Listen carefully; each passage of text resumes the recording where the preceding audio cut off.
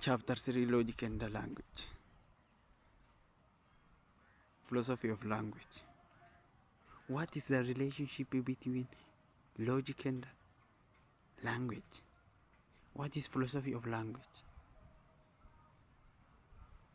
Kana jechuun hariiroo loojikii fi language afaan gidduu jiru maalidha?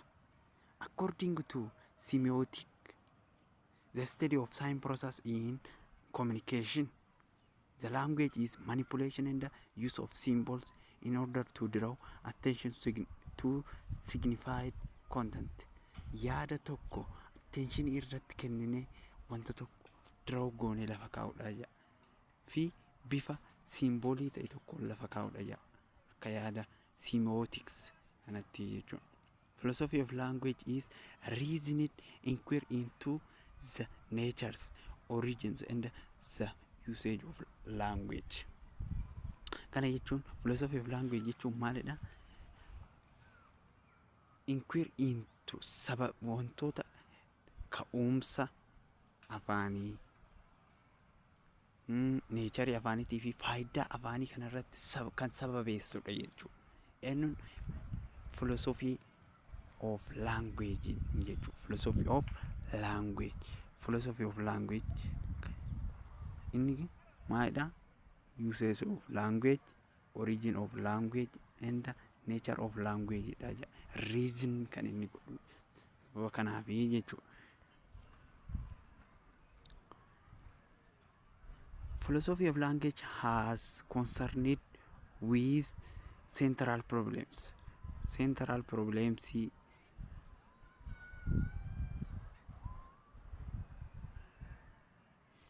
central problemin isaa maal fa'a? Central problemin philosophy of language inni irratti focus godhu, concerned kan inni irratti godhu problemii afreen isaan afreen kanaa jechuudha.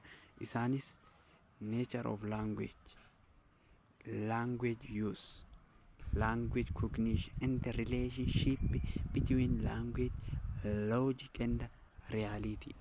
Isaan kanarratti concerned problemii jara kana afreen irratti concerned godha jechuudha. Maaliin philosophy of language jechuudha. Philosophy of language. Gaaffileen philosophy of language inni gaafatu maal fa'aadha? It poses what is language? What is meaning? What is meaning? Hiika jechuun maal? Hiika wantoota jechuun maal jechuudha? How does language refers to real world? Addunyaa kana irratti afaan akkamitti refer gochuu dandeenya kan jedhudha. Questioning philosophy of language inni tokko. Is language learned or innate? Language hin baratamamu uumamaan kan jedhu irratti illee focus wanti gaafii kan kaasudha. Central questioning philosophy of language jechuudha.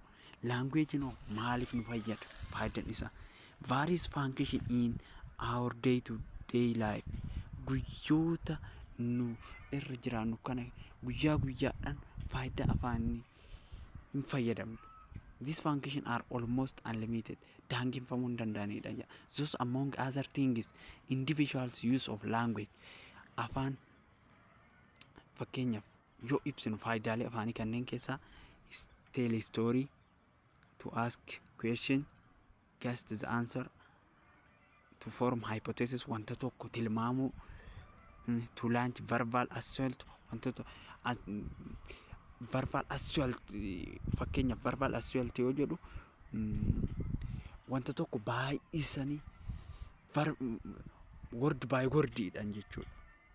Osoo specific hin taane in detail jechuudha. Tell jokes taphoota garagaraa, gives direction kallattii nu kennuudhaaf sirboota garagaraa, issue commands ajajaa fi to greet someone and so on. Kana kanaaf jechuudha. Nagaa ol gaafachuu, ajajaa fi kanneenii jechuudha.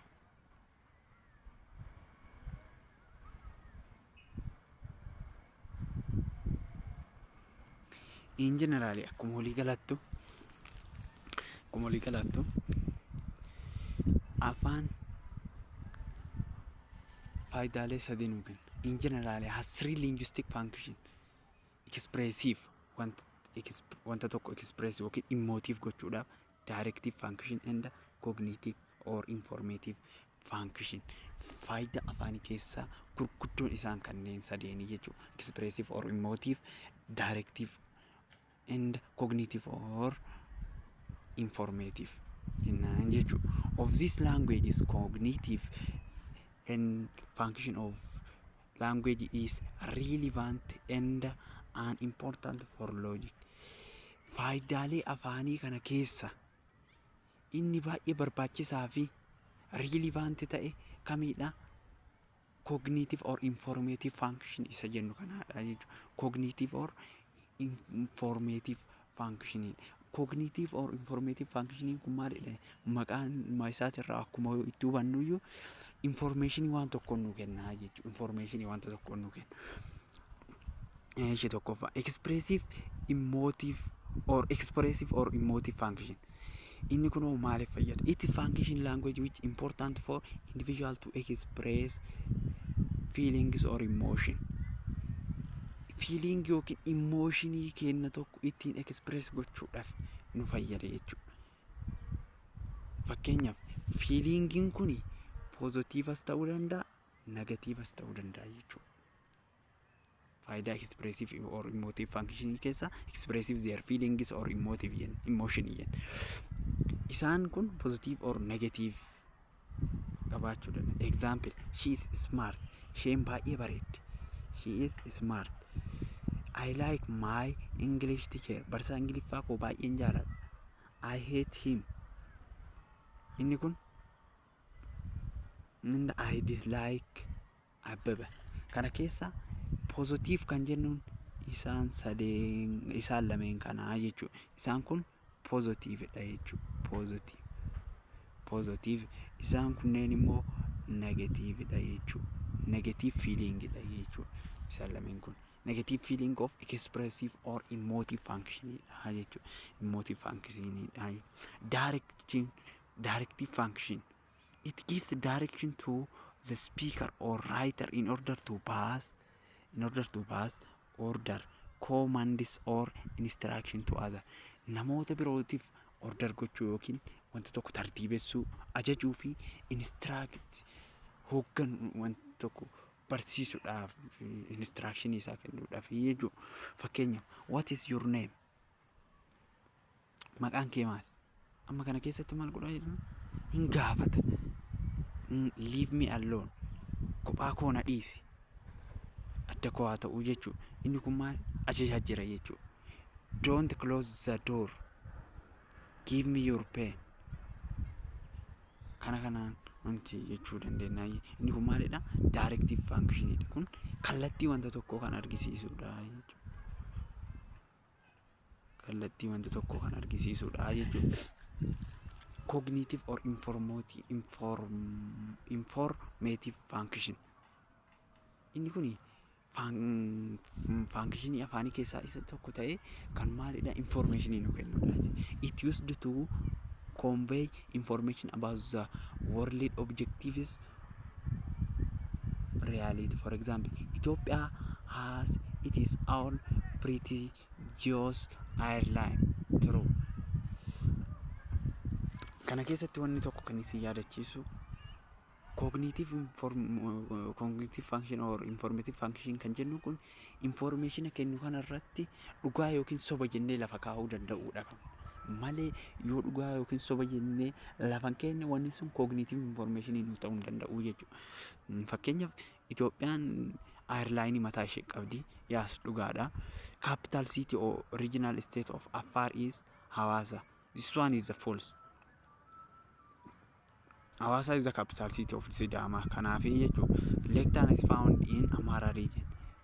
Kunis dhugaadha jechuudha. Dhugaa yookiin soba jennee lafa kenna jechuudha. The reason why we study about definition is amma more definition bira kenne jechuudha. Definition.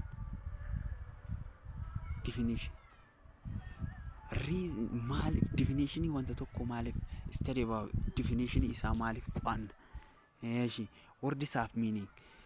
Jechoonni meaningii akka qabaatan, meaningis are conveyed through definition.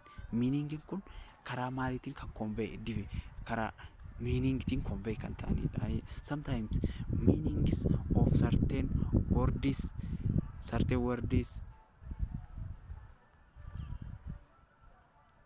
in the argument is vague or ambiguous.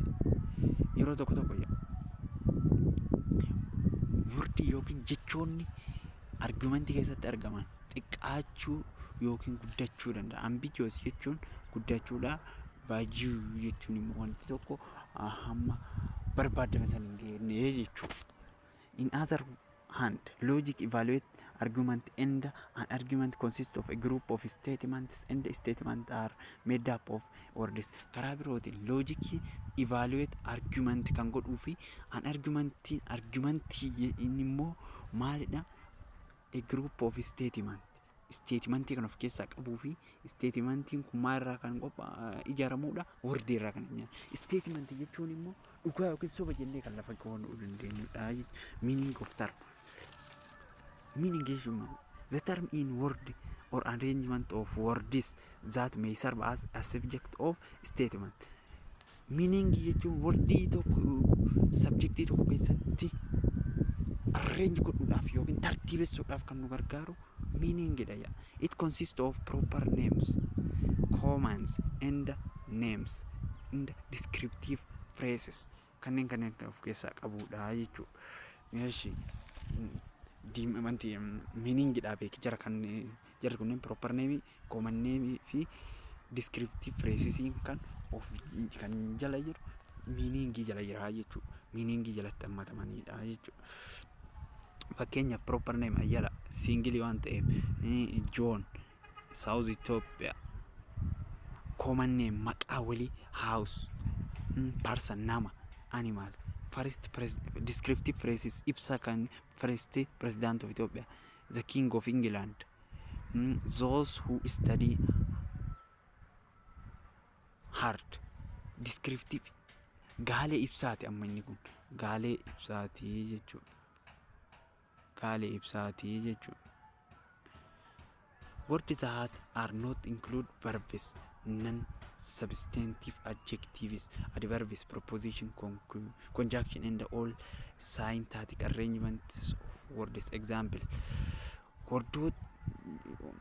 wordiiwwan jira keessa jara kanneen kan of keessatti hin qabanne wordiiwwan kanneen fakkeenya dictatorial, run quickly, above, beyond, moreover, crevice, cabbages, into again, the forest. Kan jennuun kun maalidha? Verbs miti, non-substantives miti, adjectives miti, adverbs miti, preposition illee miti jechuudha. Isaan kunneenii jechuudha. Isaan kunneen.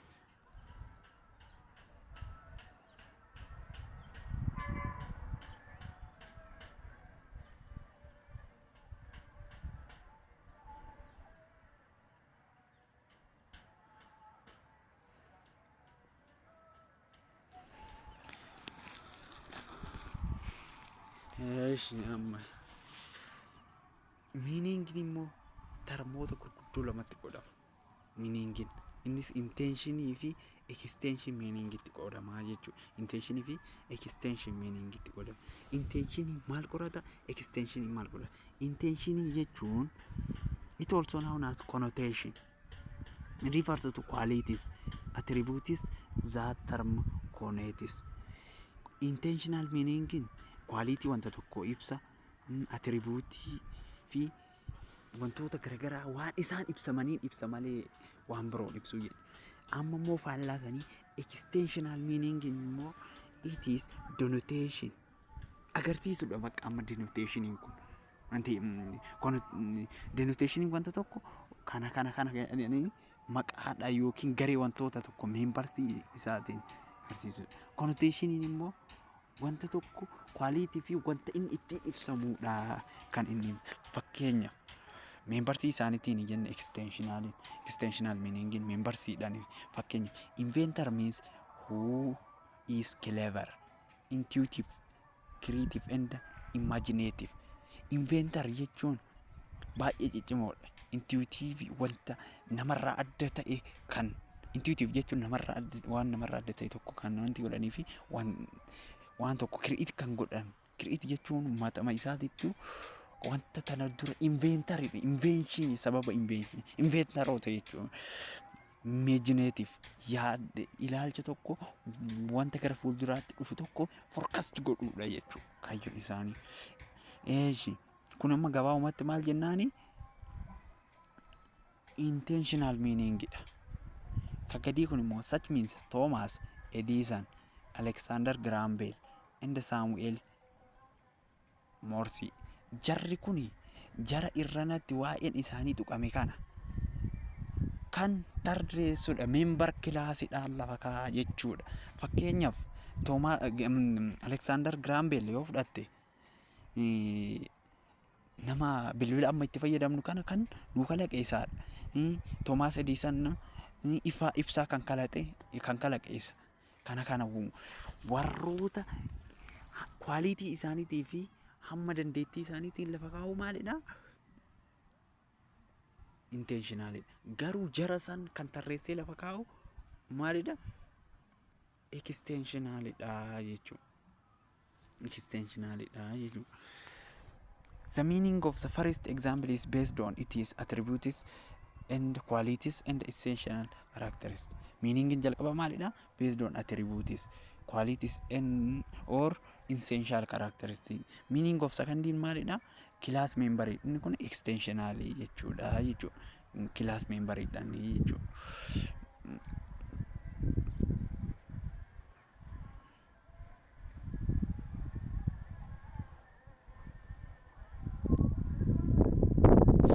Denotation yoo jennu amma maalidha? Denotation of refers remain the same from person to person. Denotation manni kun maalidha sen? Extensionally meaning dha. Denotation jechuun gabaabumatti maalidha? Extensionally dha jenna.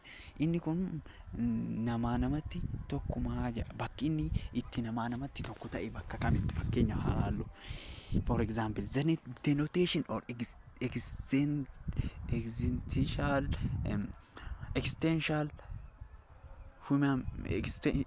meaning of human beings refers to all human beings in the universe on which everybody agrees.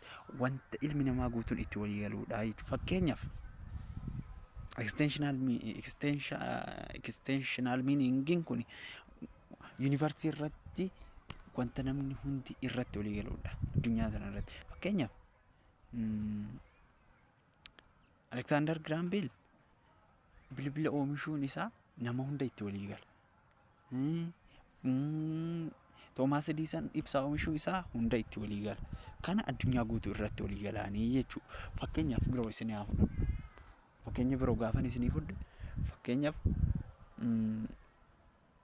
Abbabaa Biqilaa atileetota Itoophiyaa yoo fudhanne Abbabaa Biqilaa, Daraartuu Tulluu maal jedha kunneen hundi. Isaan kunneen hundi addunyaan hin beekti, namni hin beekne hin jiru jechuudha. Waan nama wal falmisiisudha miti jechuudha. This term either constantly fluctuating as some human beings die and other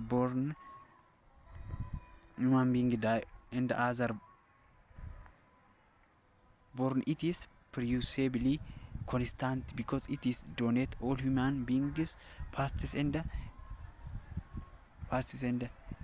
future. Yeroo darbeefis ammattis kan exactly beeknudha jechuudha. Dhaloonni dhufus darbus kan beekuu danda'udha jechuudha. Inni isa kanaadha jechuudha.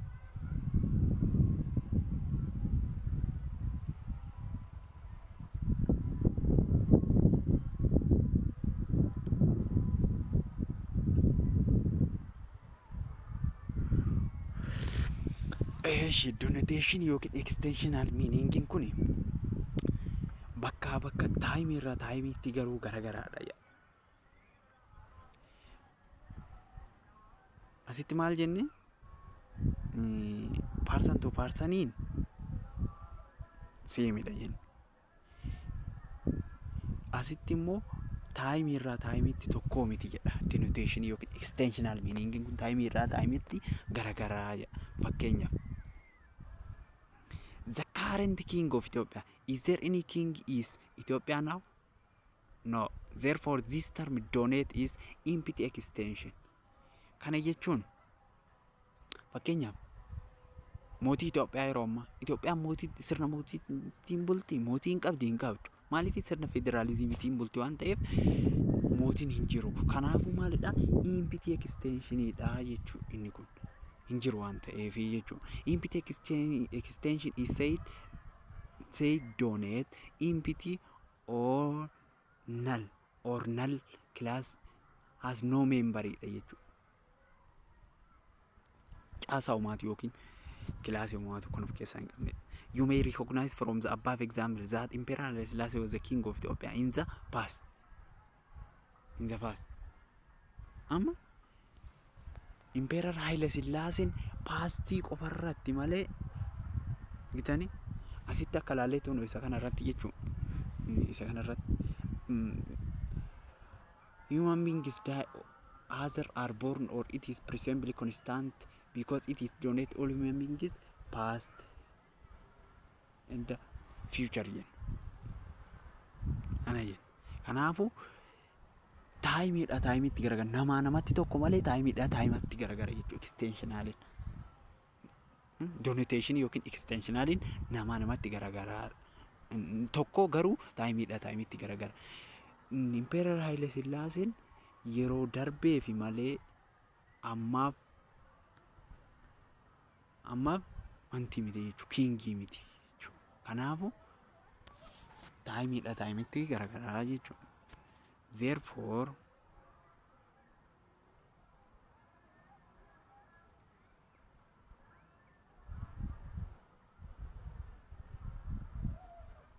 current king of Ethiopia change over the passage of time. Yeroon darbeera bakka yeroo darbe current king of Ethiopia changes over passage of time.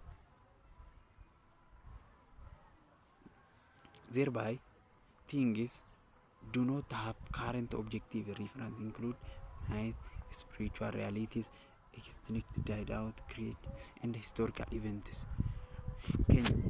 Inni kun yeroo paastii qofarratti kan wanti ta'u extensional akkanaa kun yeroo paastii qofarratti malee ammarratti impitiidha bakka.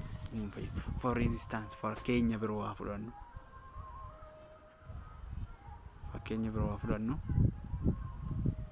Dinosaurs, dragons, Satan, fictional and mythical stories. Fakkeenya dinosaursiin inni kan bade barame wanta irame Mesozoikii keessatti ammatti hin argamudha. Kanaaf ammallee seexaan ammoo fakkeenyaaf kana akkana jennee ibsuu hin dandeenyu. Maaliif hin agarre waan qabatamaa yeroo dhalootuma nu dura turetu seexaana jiraa jedhanii nu amansiisan malee wanti qabatamaan jiru hin jiru. Fictional asoosamoota garagaraa qabatama wanni taa'ame hin jiru. Imbitiin naachuu bakka. They do not have objective reference that could serve as living testimony for the existence. Their existence want amma irratti maali objective hin qaban jechuudha. Amma irratti jechuudha. Maratti objective waan hin qabne jechuudha.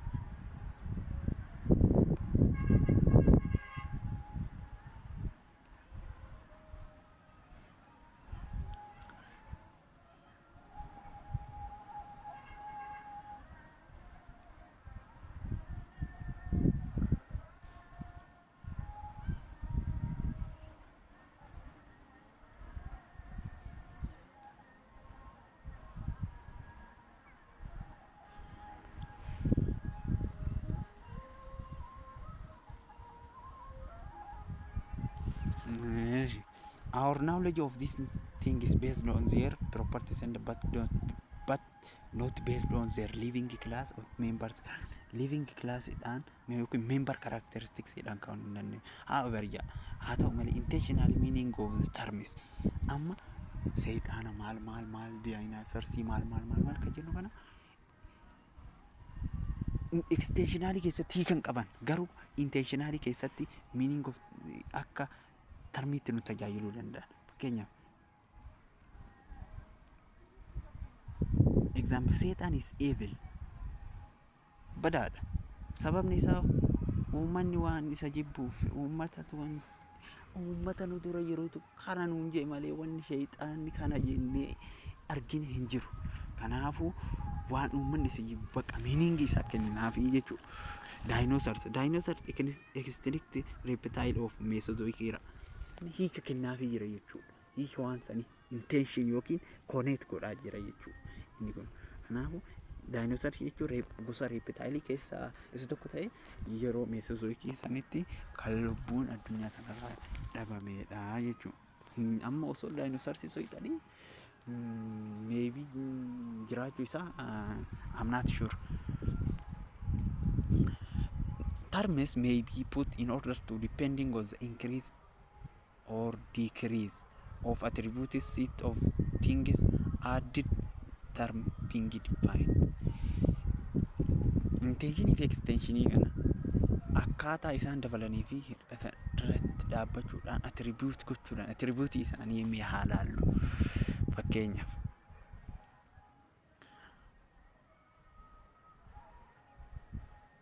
decreasing intention, increasing intention, decreasing intention, increasing extension, decreasing extension. The increasing intention in hariiroo wajjin hariiroo sirrii qabateet decreasing extension wajjin hariiroo sirrii qaba. Maaliif increasing intention wanta general to specific dha. Fakkeenyaaf Afrikaa, East Africa, Itoophiyaa, Addis Ababaa kana jechuun general irraa gara wanti deemaa jechuudha. Decreasing intention immoo faallaa saniiti. Inni fi increasing extension hariiroo tokko wajjin qaban jechuudha. General to specific to general dha jechuudha. Addis Ababa, Itoophiyaa, East Africa, Afrikaa jennee lafa keenya. Kunis akkasumatti jechuudha.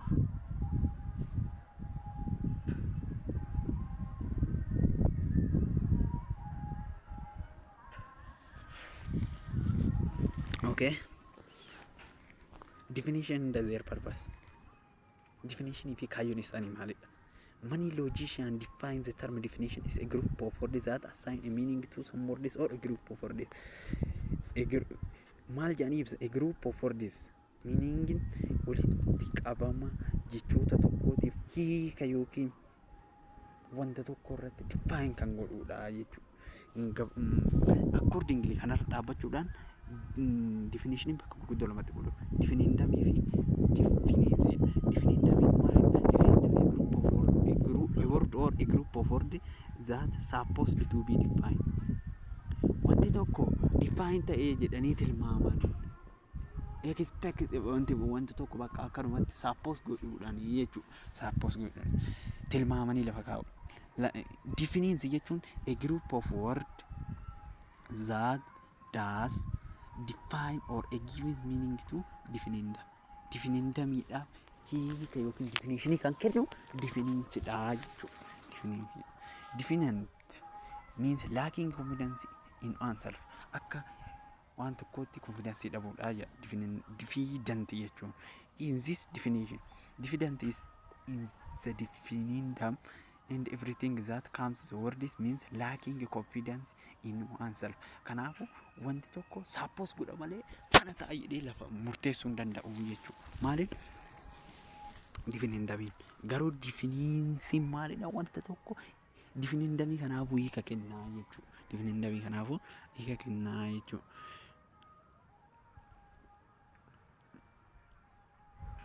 Kanaafu characterized by modest serve. Characterized by modest serve is definite. Modest bakka modest isa sirrii ta'ee fi itti amanamuudha jechuudha.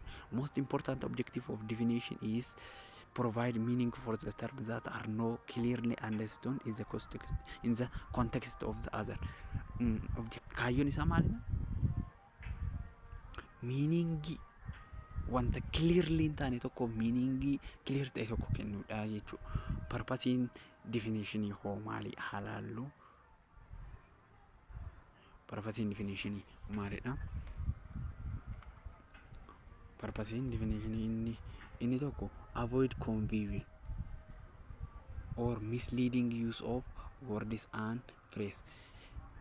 Gaalee tokko keessatti confusionii yookiin wantoota burjaajii akka uumamne godhuu, misleading use of words akkaataa fi bakka isaa malee akka jechi tokko hin galle gochuudha jechuudha. Kaayyoon purpose in definition logic keessatti avoid obscurity, insignificance. Obscurity jechuun insignificant, wanta hin barbaachifne tokko avoid gochuu. Unintelligibility, unclearness kan ta'e jechuudha. Jechoota kanneen akka kanneen kanaa kana qabadhaa, garuu synonyms vocabulary irratti gaafachuu danda'a waan ta'eef qabadhaa jedha. Subjectivity, wanta tokko dhuunfadhaan. Subjectivity, complexity, wal xaxamina wantoota hir'isuudha kaayyoon isaa. Introduce new words, jechoota haaraa introduce godhu. To pursue, encourage others, jechoota biroo immoo encourage gochuudha. Avoid useless controversies, disputes, disagreement and conflict over the meanings of term, words, phrases and passages in which consider as argument. Argumentii keessatti maalidha? Disagreementiin akka uumamne, conflictiin akka uumamne godhuudha jedha kaayyoon isaa. To prevent incorrect reasoning, sababa incorrect taane tokko prevent and develop the ability to reason logically ability gochuudha jechuudha. Fakkiin wanti loojikiinu maalidha? Wanta tokko sirriitti sababeessuudha kaayyoon loojikiitu. Haas deebii definition illee kaayyoon isaa maalidha? Wanta tokko sirriitti sababeessuudha jedha malee incorrect reasoning yoo ta'e hin fudhatamu jedha.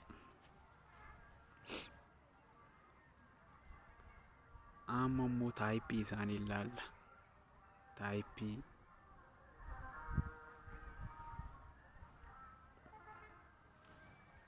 definitionii fakkeenya stipulative, lexical, precising, theoretical, persuasive definition jennee lama. Stipulative jechuun maal jechuudha? Stipulative definition assign a meaning to a word for the first time. Word hiika jechoota yeroo jalqabaatiif assign ta'anidha. Hiika jechoota yeroo jalqabaatiif assign ta'an maddisiisudha. This may involve either creating new word, jechoota haaraa uumi, giving new meaning to old word, jechoota haaraa wanti jechoota duraan turaniif meaning haaraa kennuudha. Purpose of stipulative wantino kaayyoon isaa maalidha? Kaayyoon purpose of stipulative maalidha? Kaayyoon isaa is to introduce unusual or unfamiliar words which have no previous meaning. Inni kun jechoota haaraa fi kan as dura hin beekamne fiduudha. Kan dura kan hin beekamne fi unfamiliar warra ta'an fiduudha kaayyoon isaa jechuudha.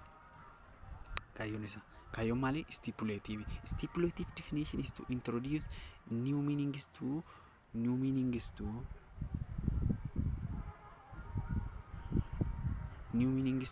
the some newly discovered phenomena or things.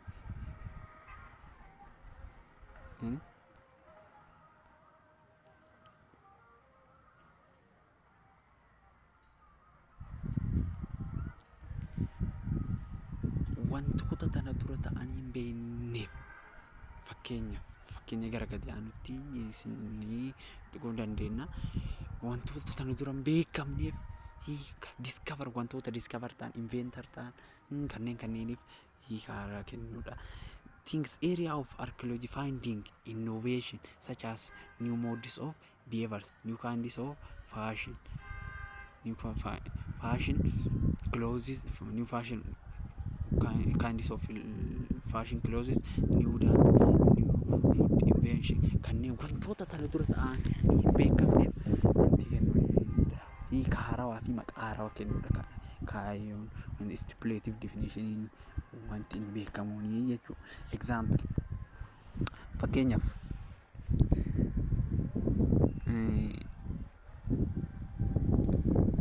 taayigarii kormaa tokkoo fi leenca dhalaa takka yoo offspring goone yoo diqaalessine ilmoon isaan argatan sun maal ta'aa kan jedhuuf ilmoon isaan argatan sun maal ta'a ka jedhuuf laayonii fi taayigarii irraa taayig ka jedhu jecha taayig jettu tana taayigarii irraa fudhanna kaza jecha ayoon jettu tana ammoo oon kan jettu laayon irraa fudhanna. Kanaafu taayigan kan jedhu kun offspring diqaalaa isaan gidduu ba'eedha jechuudha. Kanaafuu jechi kun jecha haarawaa hin beekamu waan ta'eef jecha hin beekamnedha.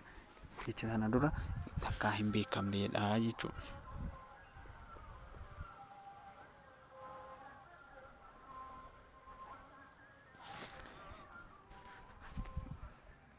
Another use of stipulative definition to set up secret codes. It was and still is common to give secret code for military invasion. Wantoota military invasion fakkeenyaaf operation Barbarossa gaafa German Raashiyaa irratti waraana operation bantu san operation isa maal jennee yaamna operation Barbarossa jennee waamna jechuudha. Operation Barbarossa jennee waamna jechuudha. Operation German Raashiyaa irratti ban operation Desert Storm kan jedhu operation military invasion of Iraq warroonni Iraq kan itti fayyadamaa turan operation of Sunset operation of Sunset kan jedhu military victor of Ethiopia armed forces Eertiraa irratti injifannoo warra Itoophiyaa Eertiraa irratti argatee irraa wanti fudhatameedha jechuudha. Maqaa fudhatameedha inni kun jechuudha. Maqaa fudhatameedha jechuudha.